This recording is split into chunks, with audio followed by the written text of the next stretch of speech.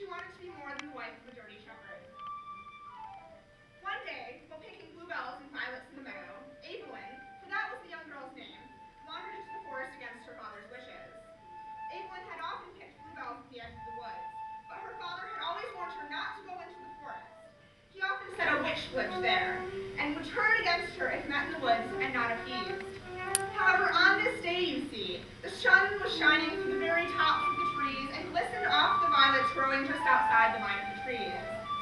Oh, what's the harm, Evelyn thought. I'll only be just inside, and those violets will look lovely in my hair.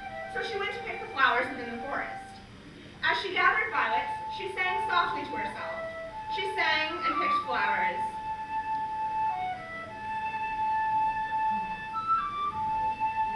And, forgetting everything her father had ever told her, ventured deeper and deeper into the woods. When she had gathered enough, she sat and began to weave them into her hair, still singing her song.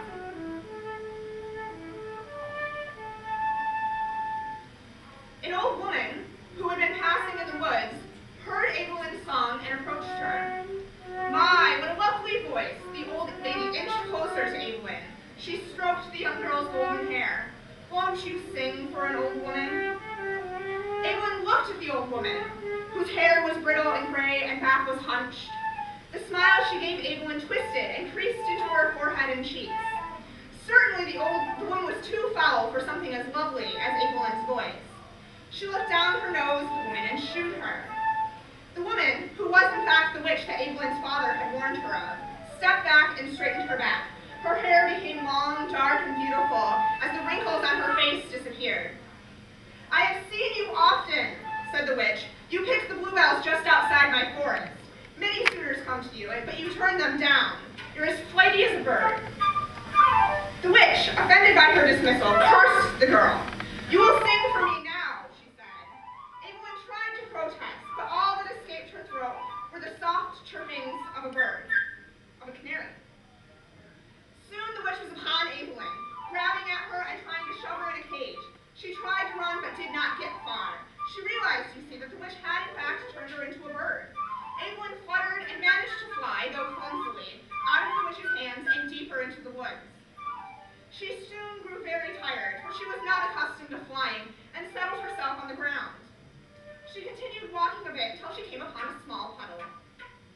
Evelyn thought herself still very beautiful, even as a bird, for her feathers shone like gold in the sun that filtered down through the trees. She opened her mouth to sing.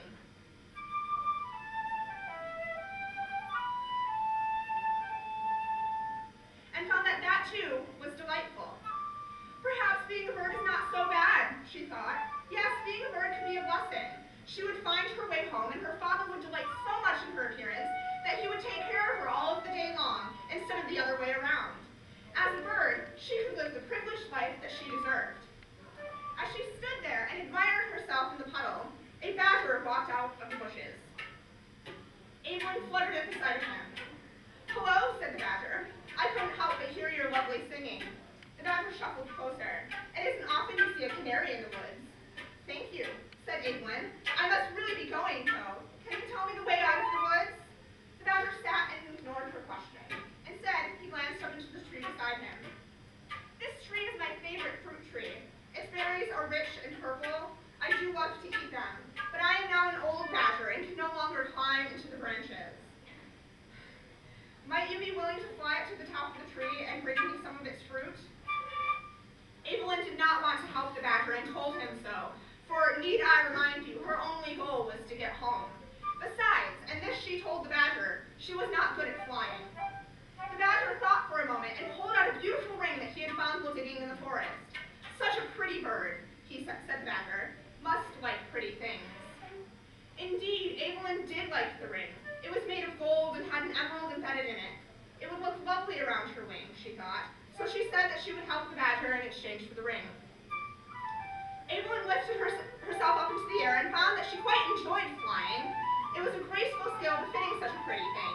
She practiced swirling through the air as fancifully and daintily as she could, but paid little attention to her surroundings until she hit a branch and found herself plummeting back to earth. She landed in the puddle she had once used to admire herself and cried, for her feathers were now the color of mud. She told the badger that she could not fly up to the highest branch and get him his berries. "You fly too prettily," he told her. "You must pay attention to the task at hand.